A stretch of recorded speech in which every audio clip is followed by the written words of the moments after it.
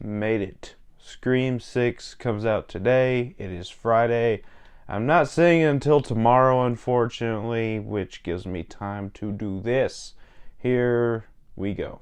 Scream 5 was released in 2022, directed by Matt Bettinelli-Olpin and Tyler Gillett, and it starred Melissa Barrera, Jenna Ortega, David Arquette, Mikey Madison, Jack Quaid, Neve Campbell, Courtney Cox, and Jasmine Savoy Brown.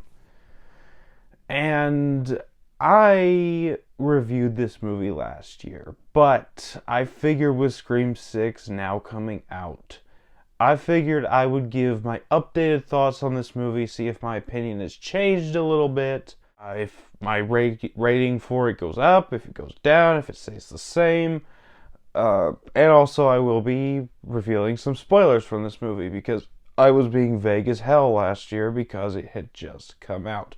So, here's my updated review for Scream 5. Starting off with the good, and I'm just gonna start right off and say I still absolutely love this movie. I think it's an amazing entry into this franchise. First of all, characters. Obviously, I start off with characters in every review I do. First of all, you have Melissa Barrera as Sam. She's the new main character of this franchise.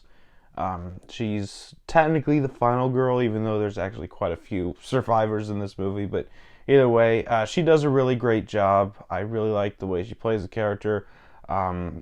This was not my first introduction to her. I was first introduced to her through the movie In the Heights, which she was also great in. But she was really great in this movie. I'm really excited to see where they take her with Scream 6, especially with how they wrote her character to be Billy Loomis's daughter. I'll get a little more on that in a minute, but I really like the way that they played that whole aspect off. And then you have Jenna Ortega as the other main character in this movie, Tara. And Tara is supposed to be Sam's sister, and she does a really good job as well. I really like the whole sister dynamic with the two characters in this movie. And I just really like the way that she plays the character. She was advertised as the opening kill in this movie, but they actually throw a curveball because most Scream movies, all Scream movies, start with an opening kill. But this movie just has an opening attack. You think she gets killed, but shortly after it's revealed that she was just attacked and she survived. And I really liked that whole aspect. It was a nice twist for the typical Scream opening. And another new character I really liked is Jasmine Savoy Brown's character, Mindy. She's actually Randy's niece from the original two movies. She plays his niece, and she's a really great character. She's serving as the new Randy of this franchise. And finally, we do have an actual new Randy. After Scream 4 teased two new Randys, one was a Ghostface killer and one was presumed dead by the end of the movie, but she is coming back in Scream 6. But either way, I just really like this character, and I really like her brother Chad as well. He doesn't contribute as much to the plot as Mindy does, but he still does a really good job as well. And then obviously you have the returning legacy characters. First of all, you have David Arquette as Dewey, and he's easily got the most screen time out of the original trio in this movie. He actually shows up and helps Sam in multiple scenes of this movie. He is the first one to start helping with the investigation into this new Ghostface killer. And personally, I feel like this is David Arquette's best performance as Dewey, and that's coming from someone who has always loved Dewey. Dewey has always been my favorite character in this franchise, and this is easily his best performance. Then you have Neve Campbell and Courtney Cox back as Sydney and Gail, and they really don't do anything until the third act of the movie, but they still do a great job, and I was just really happy to see them together back on screen again after 11 years, because Scream 4 came out 11 years before this one did. So just 11 years later, seeing these two characters back together on screen, absolutely terrific. And then you have, obviously, the character of Ghostface. And this is easily the most brutal Ghostface to date, in my opinion. It's probably going to change in Scream 6, but we'll see. But this is easily the most brutal Ghostface. I just really love the brutality of the kills, the ferociousness, and also Roger Jackson absolutely delivers with his dialogue in this movie as the voice of Ghostface. Absolutely menacing. Even after 11 years, he's still got it.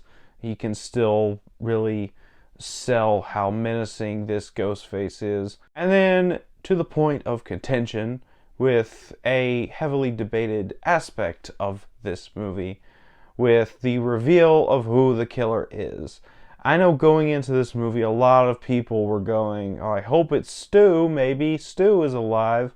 And yes, I still want Stu to be alive in 6 or 7, maybe. We'll see. But I really liked the reveal of Ghostface. First, you have Mikey Madison as Amber, and she's easily the loose cannon killer like Stu and Mickey. And, well, Scream 4 didn't really have a loose cannon. But either way, she's the loose cannon killer, and she's just having an absolute blast in this role. She plays crazy very well, judging by this and Once Upon a Time in Hollywood. But I really liked her character in this movie. I really liked the way she played the character. And then you have the ringleader killer, and that is the character of Richie, played by Jack Quaid. And fun fact, I had never seen The Boys before this movie. So this was actually my introduction to Jack Quaid. I didn't see The Boys until a couple months after this movie. But Jack Quaid plays Richie, who is the ringleader killer of this film. And I personally think he did a really good job as well. Sure, I will say his reveal was a little predictable. All the way back in the first act of the movie, they hinted at it. But that's aside from the point. I really like Richie as a killer. I thought that he was really entertaining. Jack Quaid did a great job.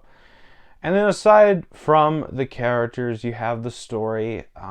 And like Halloween 2018, this movie brought the franchise back to its roots, back to Woodsboro, back to Woodsboro High School, even to the fact where Act 3 took place in Stu Macher's house, just like Act 3 of the first one did. They even mention the 2018 Halloween. They mention legacy sequels as a whole because this movie is a deconstruction of slasher and just overall legacy sequels as a whole. I just really thought that was a really nice touch.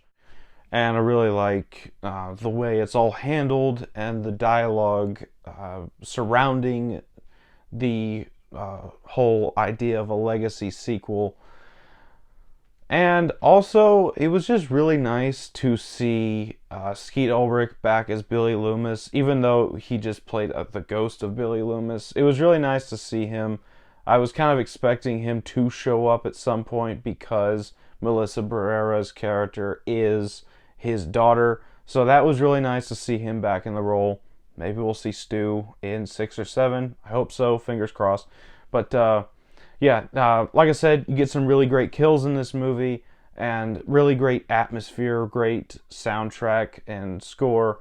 And also, I just really respect the fact that Olpin and Gillette paid tribute to Wes Craven. This isn't just them grabbing a franchise going, it's ours, do something about it. No, they actually honored Wes Craven's legacy and what Wes Craven built and this entire franchise. And they even have a little dedication to Wes Craven right at the beginning of the credits. That was really nice to see. And that's about all for the good. Let's go ahead on to the bad. And honestly, I really don't have anything bad to say about this movie. I still think it's my favorite sequel in the Scream franchise. If I had to choose one thing, I feel like Kyle Gallner was a little bit wasted in this movie. He really doesn't do anything except for get killed, and his character is supposed to be Stu Macher's nephew, so I feel like they kind of wasted that opportunity. But that's about all for the bad. On the final thoughts, I really love Scream 5. It's easily the best sequel in the franchise for me. And even a year later, I still think that Scream 5 is a wonderful film, terrific tribute to Wes Craven, and I'm going to still give it a 10 out of 10. So that was my thoughts on Scream 5. What do you think about this movie if you have seen it? Let me know down in the comments, and as always, if you enjoyed this video, don't forget to like, comment, subscribe, and I'll see you all next time.